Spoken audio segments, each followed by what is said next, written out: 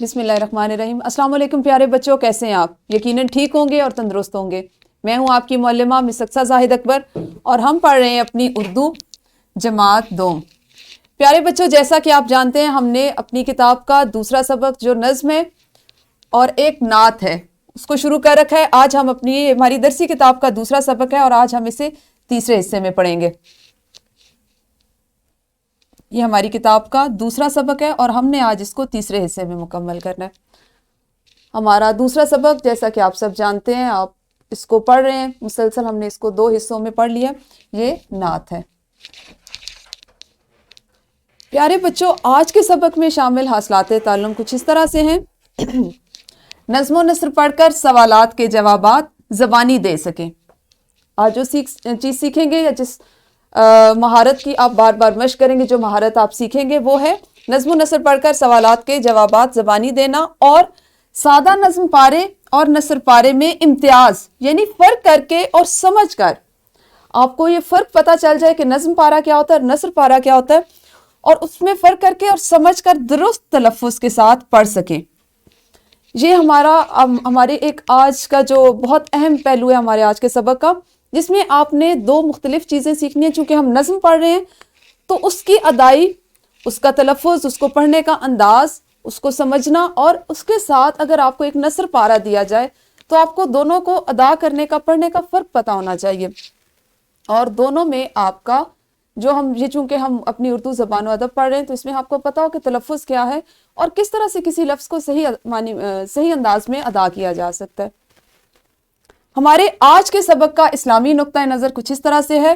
اللہ تعالیٰ سورہ نحل میں آیت نمبر 125 میں فرماتے ہیں، ترجمہ اس کا، اپنے رب کے راستے کی طرف حکمت اور اچھی نصیحت کے ساتھ بلاؤ اور ان سے اس طریقے سے بحث کرو جو سب سے اچھا ہو۔ بے شک تمہارا رب اسے خوب جانتا ہے جو اس کی راہ سے گمراہ ہوا، اور وہ ہدایت پانے والوں کو بھی خوب جانتا ہے۔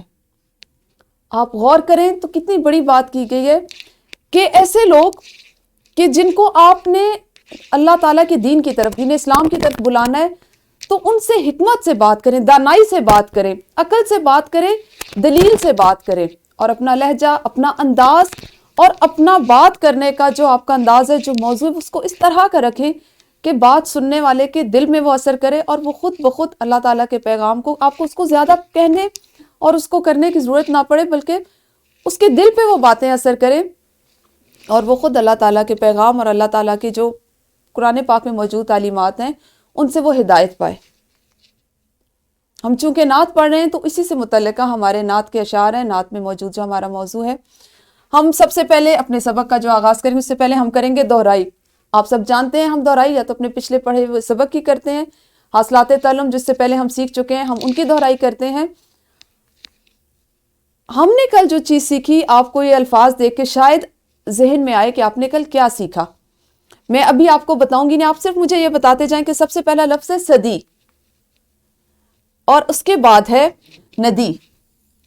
صدی اور ندی، آپ کو ان دونوں الفاظ سے کیا چیز سمجھ میں آئی؟ کچھ آپ کو یاد آیا کہ ہم نے کل کیا پڑھا تھا، کون سی سرگرمی کی تھی، کیا سیکھا تھا؟ بالکل صحیح، آپ نے کل انفرادی آوازوں سے الفاظ کی پہچان کی کہ اگر انفرادی آوازیں ادا کی جائیں تو ان سے کون سے الفاظ بنتے ہیں، اور ان الفاظ سے ہم آواز الفاظ بنانا سیکھے۔ تو بالکل آپ صحیح کہہ رہے ہیں، یہ ہم آواز الفاظ ہیں۔ آپ کے لیے میں نے کچھ ایسے الفاظ لکھے ہیں جو ہم آواز ہیں۔ آپ نے جیسے رات اور اس کا ہم آواز بات، اسی طرح اچھا اور سچا،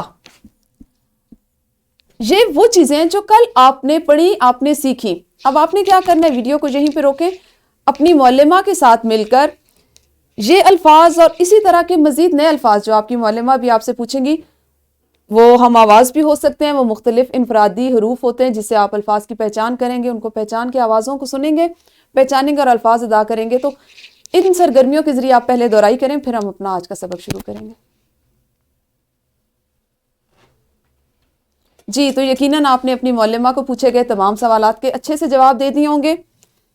پیارے بچوں، آپ میں سے کوئی مجھے بتا سکتا ہے کہ ہمارے پیارے نبی صلی اللہ علیہ وآلہ وسلم کا نام کیا ہے؟ شاباش، ہاتھ کھڑے کیجئے اور ایک ایک جس بچے کا نام بلایا جائے وہ جواب دیں۔ بالکل صحیح. ہمارے پیارے نبی صلی اللہ علیہ وآلہ وسلم ہمارے لیے کون سا دین لے کر آئے؟ شاباش، بالکل صحیح. آپ صلی اللہ علیہ وآلہ وسلم ہمارے لیے دین اسلام، اللہ کا سچا دین لے کے آئے. پیارے بچوں، اس سے پہلے بھی آپ پڑھ چکے ہیں، جماعت اول میں بھی آپ نے سیکھا، بار بار ہم اس چیز کو پڑھ رہے ہیں. ویسے بھی آپ جانتے ہیں کہ ایسی نظم، چونکہ موضوع زیر بحث آج کا جو ہمارا موضوع ہے، جس پہ ہم بار بار جس کی خاص طور پہ ہم مشق کریں گے، وہ یہ ہے کہ نظم پارے اور نثر پارے کو آپ سیکھیں، آپ کو فرق پتا ہو. تو ایسی نظم جس میں حضرت محمد صلی اللہ علیہ وآلہ وسلم کی تعریف بیان کی جائے، وہ نعت کہلاتی ہے. وہ کیا کہلاتی ہے؟ اس کو ہم نعت کہتے ہیں. اب یہاں پہ آپ اپنے ذہن میں اس بات کو اچھے سے بٹھا لیں کہ آپ صلی اللہ علیہ وآلہ وسلم کی تعریف بیان کرنے کے مختلف انداز ہیں. ہر کوئی اپنی مرضی، اپنی محبت، اپنی عقیدت کے مطابق آپ صلی اللہ علیہ وآلہ وسلم سے محبت کا اظہار کرتا ہے. لیکن جب ہم نعت کی بات کرتے ہیں، آپ سے نعت کہا جائے، تو آپ کے ذہن میں نعت کا لفظ سنتے ہی جو پہلا خیال آنا چاہیے وہ یہ ہو کہ نعت سے مراد نظم ہے. اس کو ہم نثر میں یا کسی خطاطی میں یا کچھ آپ اس کو کہہ لیں کہ ایک طرح سے خاکہ نگاری میں یا ڈرائنگ میں یا اس میں نہیں کر سکتے. جیسے بہت سے لوگوں کا شوق ہوتا ہے کہ آپ صلی اللہ علیہ وآلہ وسلم کی مدح و ثنا، عقیدت بیان، اپنی محبت اور عقیدت کا اظہار کرنے کے لیے جو صفاتی نام ہے آپ صلی اللہ علیہ وآلہ وسلم کے، ان کو خوبصورت انداز میں، خوشخط انداز میں لکھتے ہیں.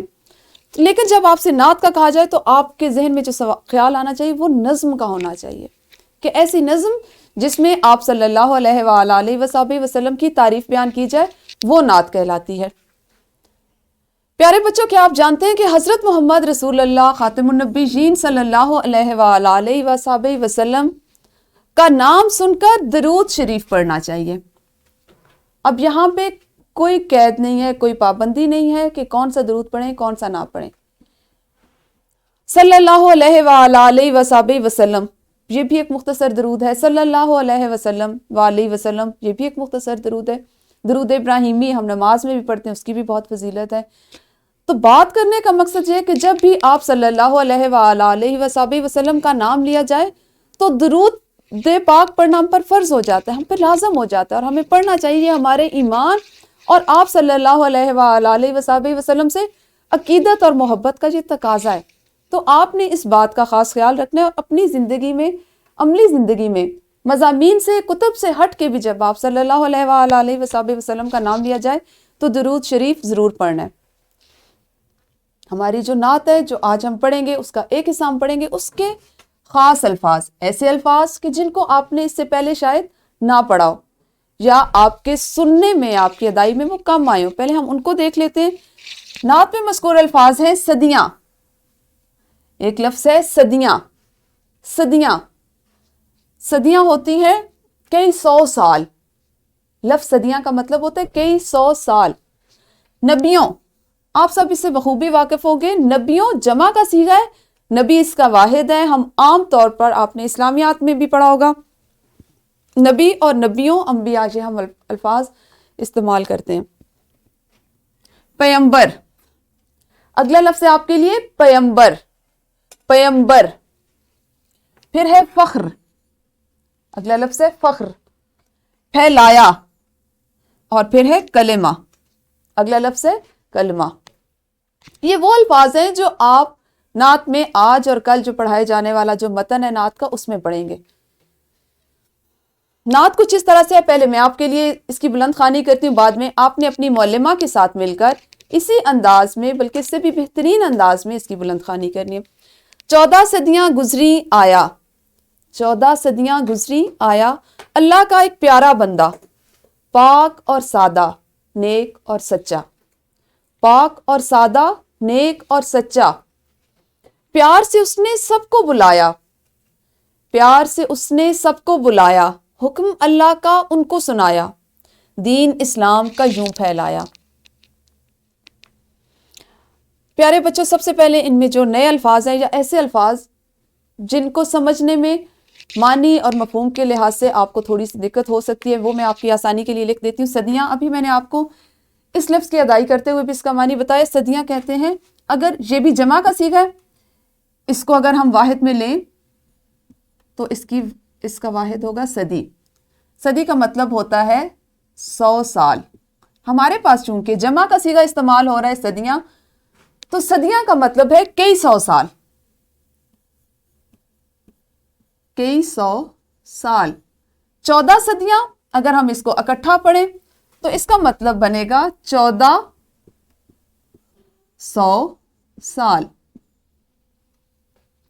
یعنی آپ صلی اللہ علیہ وآلہ وسلم 1400 سال پہلے دنیا میں تشریف لائے۔ آپ صلی اللہ علیہ وآلہ وسلم کا جو زمانہ مبارک ہے، دور مبارک ہے، تقریباً 1400 سال پہلے کا ہے۔ اللہ کا ایک پیارا بندہ، آپ کو یہ پتا ہوگا، آپ کے علم میں ہوگی یہ چیز کہ اللہ تعالیٰ نے کو تمام انسانوں میں سب سے زیادہ محبوب، سب سے زیادہ پسندیدہ اور سب سے زیادہ جو اللہ تعالیٰ کے قریبی ہستی، جو انسان سب سے زیادہ پسند ہے، وہ آپ صلی اللہ علیہ وآلہ وسلم ہے۔ آپ اللہ کے سب سے مقرب، سب سے قریبی، سب سے محبوب، سب سے پیارے بندے ہیں۔ آپ صلی اللہ علیہ وآلہ وسلم انتہائی پاک، نیک اور سادہ ہیں۔ آپ صلی اللہ علیہ وآلہ وسلم کہ اگر ہم حیات پاک کا، حیات طیبہ کا مطالعہ کریں تو ہمیں پتہ چلتا ہے کہ بچپن سے لے کر اپنی عمر کے آخری دور تک، یعنی 63 سال تک، آپ صلی اللہ علیہ وآلہ وسلم نے اپنی زندگی کے تمام معاملات میں انتہائی سادگی اختیار کی، سادگی برتی، اور دوسروں کو بھی اسی کی تلقین کی، دوسروں کو بھی اسی راستے پہ چلنے کا، اسی پہ عمل کرنے کا حکم دیا۔ آپ صلی اللہ علیہ وآلہ وسلم نے جس وقت تک اللہ تعالیٰ کا پیغام دین اسلام کی باقاعدہ تبلیغ نے شروع کی تھی، اس وقت سے پہلے بھی آپ کے ارد گرد رہنے والے لوگ، قریش، وہ سب آپ صلی اللہ علیہ وآلہ وسلم کو صادق اور امین کہتے تھے۔ یعنی آپ اپنی زندگی کے شروع سے سچے، امانت دار اور ایک نیک اور برگزیدہ انسان تھے۔ پیار سے اس نے سب کو بلایا، حکم اللہ کا ان کو سنایا، دین اسلام کا یوں پھیلایا۔ اگر آپ کو یاد ہو تو ہم نے اپنے آج کے سبق کے آغاز میں جو اسلامی نقطہ نظر پڑا، یا جس میں ہم نے بات کی، وہ یہی تھا کہ اگر اللہ تعالیٰ حکم دیتے ہیں کہ اگر میرا پیغام، اللہ کا پیغام کسی کو دینا ہو تو اس کو حکمت سے اور ایسے انداز میں اس سے بحث کرو، ایسے انداز میں اس سے بات کرو کہ وہ انکار نہ کر سکے، یا اس میں وہ سنے اس کو۔ حکمت ہو آپ کی بات میں، اللہ کا پیغام پہنچاتے ہوئے حکمت اور دانائی کی بات ہو۔ تو اب آپ دیکھیں کہ یہاں پہ ہم نے آغاز میں جس لہجے، جس قرآنی آیت کا حوالہ لیا، وہ یہی ہے کہ پیار سے اس نے سب کو بلایا۔ آپ صلی اللہ علیہ وآلہ وسلم نے کبھی بھی کسی پہ سختی والا جو رویہ ہے یا سختی والا انداز نہیں رکھا، بلکہ اللہ کا پیغام بھی بہت پیار سے، محبت سے، نرمی اور شفقت سے دیا۔ اگر آپ نے اسلامیات میں پڑھا ہوگا کہ آپ صلی اللہ علیہ وآلہ وسلم جب طائف گئے، وہاں کے لوگوں کو دین اسلام کی دعوت دی، تو وہ لوگ جنہوں نے اوباش لڑکے آپ صلی اللہ علیہ وآلہ وسلم کے پیچھے لگا دیے، انہوں نے آپ صلی اللہ علیہ وآلہ وسلم کو پتھر مار کر زخمی کیا، لیکن آپ صلی اللہ علیہ وآلہ وسلم نے ان کے لیے بھی بد دعا نہیں فرمائی، بلکہ جس وقت اللہ سے دعا بھی کی تو ہدایت کی دعا کی کہ ان کو ہدایت دی جائے۔ تو آپ صلی اللہ علیہ وآلہ وسلم کے عزیز رشتہ دار، صحابہ، دوست، ساتھیوں پر بھی سختیاں کی گئیں، ان کے ساتھ زیادتیاں کی گئیں۔ آپ صلی اللہ علیہ وآلہ وسلم کی اپنی ذات مبارکہ پر اس طرح کے آپ کے ساتھ سختی والے برتاؤ کیے گئے، تو آپ نے کبھی بھی اس پہ غصے یا ناراضی کا اظہار نہیں کیا، بلکہ ہمیشہ پیار اور ان سے اللہ تعالیٰ سے ان کی ہدایت کی دعا کی۔ تو اللہ تعالیٰ کا پیغام، حکم اللہ کا ان کو سنایا، تو آپ نے اللہ کا پیغام اور اللہ کا حکم لوگوں تک کیسے پہنچایا؟ پیار سے، نرمی سے، شفقت سے، پیار سے اور محبت سے، اپنے عمل سے۔ آپ صلی اللہ علیہ وآلہ وسلم کے اعمال، آپ کا کہنا اور اس سے زیادہ آپ کا عمل کرنے کا انداز اتنا نرم، اتنا پیار بھرا ہوتا تھا کہ نہ چاہتے ہوئے بھی وہ کفار جو آپ کے سری اور کھلے دشمن تھے، وہ بھی آپ کی باتوں پر ایمان لے آتے تھے، آپ کی سچائی کے، اللہ کے دین کے وہ قائل ہوتے تھے۔ اور اسی لیے آپ دیکھیں کہ اسلام کسی ایک مخصوص علاقے، مخصوص طبقے، مخصوص قبیلے اور مخصوص فرقے کے لیے نہیں آیا تھا، بلکہ پوری دنیا کے لیے، قیامت تک کے لیے یہ دین اللہ تعالیٰ کا جو ہے یہ اس دنیا میں بھیجا گیا. قیامت تک کے انسان جو ہے وہ اس سے فلاح پائیں گے، ترقی پائیں گے اور ہدایت پائیں گے. تو پیارے بچوں، اب آپ نے کیا کرنا ہے کہ اس ویڈیو کو یہیں پہ روکیں. یہ جو 2 بند نعت کے ہم نے پڑھے ہیں، اپنی معلمہ کے ساتھ مل کر ان کی مثالی بلند خوانی کیجیے. جی یقیناً آپ نے بہت اچھے سے یہ جو بند تھے 2 آپ کے پاس، ان کی بلند خوانی کی ہوگی اور تفہیم آپ نے کر لی. مزید بہترین انداز میں تفہیم آپ کی معلمہ نے بھی کروائی ہوگی. اب آپ کے لیے ایک سرگرمی ہے. سرگرمی کچھ اس طرح سے کہ دیے گئے اشعار اور نثر کے سادہ جملوں کو اس انداز میں پڑھیں. اشعار اور نثر کے سادہ جملوں کو اس انداز میں پڑھیں کہ دونوں کی ادائی میں فرق واضح ہو. ہم آج یہی چیز سیکھ رہے ہیں کہ آپ کو نظم پارے اور نثر پارے میں فرق پتہ چلے، اس کو ادا کرنے میں آپ اس کا جو فرق ہے اس کو سمجھ سکیں. پیارے بچوں، میں نے آپ کے لیے ایک طرف جو چیز لکھی ہے وہ ہے نظم پارا. آپ کو جیسے کہ عنوان سے نظر آ رہا ہوگا، اور ایک طرف ہے نثر پارا. میں آپ کو پہلی چیز بتاتی چلوں. نظم پارا، آپ چونکہ ابھی آپ بہت چھوٹے ہیں، معصوم ہیں، آپ کو میں سادہ الفاظ میں نظم پارا بتاتی ہوں کہ ایسی چیز جس کو پڑھتے ہوئے آپ کو ایک لے، ایک ترنم اور ایک آہنگ کا احساس ہو، اس کو ہم نظم کہتے ہیں. آسان الفاظ میں اگر میں مزید آپ کی آسانی کے لیے کہوں تو ایسے جس وقت آپ ان اشعار کو پڑھ رہے ہو یا جس وقت آپ کسی نظم کو پڑھ رہے ہو تو آپ کو یہ لگے کہ ہر ایک جملہ، ایک مصرع پڑھنے کے بعد اگلا مصرع اس سے تو ملتا جلتا ہے. اس کے آخر میں آنے والے الفاظ، ان کی لے، ان کی جو آواز ہے وہ ایک جیسی ہے، تو اس کو آپ نظم کہتے ہیں. لیکن جب ہم نثر پارے کی بات کرتے ہیں تو اس کا یہ مطلب ہوتا ہے کہ آپ اپنی مرضی سے سادہ جملے کسی بھی انداز میں بغیر اس کی ادائی کے ایک جیسے ہونے کو، اس کا خیال کیے بغیر اس کو لکھ سکتے ہیں اور پڑھ سکتے ہیں. جیسے مثال میں نے آپ کے لیے نعت کا ایک حصہ لیا ہے. جب مسجد نبوی کے مینار نظر آئے، جب مسجد نبوی کے مینار نظر آئے، اللہ کی رحمت کے آثار نظر آئے، اللہ کی رحمت کے آثار نظر آئے. منظر ہو بیاں کیسے الفاظ نہیں ملتے، منظر ہو بیاں کیسے الفاظ نہیں ملتے، جس وقت محمد کا دربار نظر آئے. اب پیارے بچوں، آپ اگر غور کریں تو دیکھیں مینار، ہم نے اپنے کل کے سبق میں پڑھے ہم آواز الفاظ.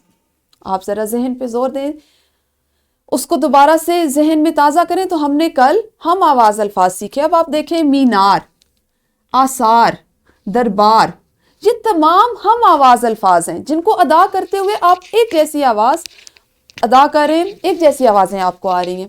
تو آپ نے دیکھا کہ نظم جس وقت ہوتی ہے اس میں ہم آواز الفاظ آ رہے ہوتے ہیں. پھر آپ ایک اور چیز غور کریں، جو ہمارے تمام مصرے تھے سب پہلے جو شعر ہے اس کے دونوں مصرے نظر آئے اور نظر آئے پر ختم ہو رہے ہیں. ٹھیک ہے، ایک جیسے الفاظ ہیں. جیسے ہی آپ ان کو ادا کریں گے خود بخود آپ کے منہ سے ایک جیسی آواز، ایک جیسا انداز نکلے گا. اسی طرح ہر اگلے شعر کے دوسرے مصرے میں بھی آخری جو الفاظ ہیں وہ نظر آئے ہی ہے.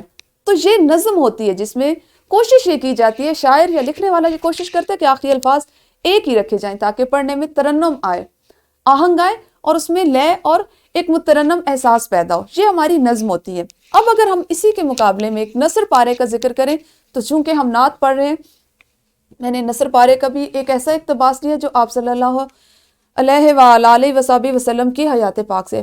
ہمارے نبی صلی اللہ علیہ وآلہ وسلم بچوں سے بے حد پیار کرتے تھے. نہ صرف مسلمانوں کے بچوں سے بلکہ کافروں کے بچوں سے بھی پیار سے پیش آتے. جب کوئی نیا پھل آتا تو محفل میں موجود سب سے چھوٹے بچے کو دیتے.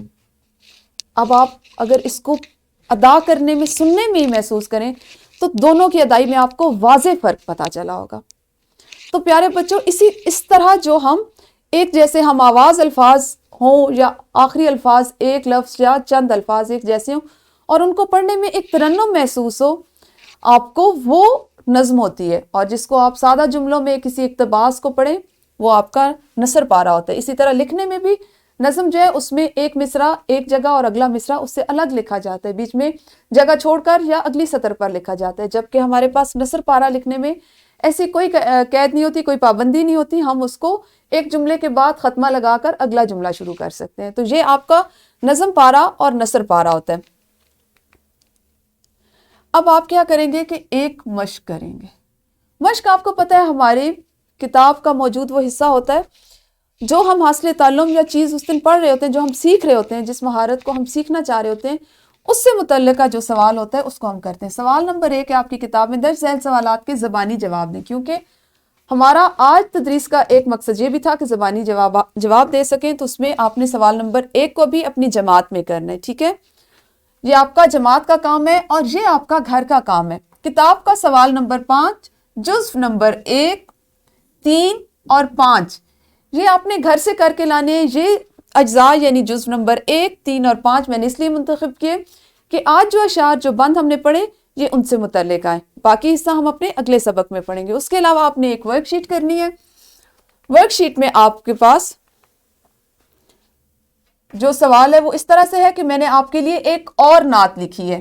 یہ وہ نعت نہیں ہے جو آپ کی کتاب میں موجود ہے.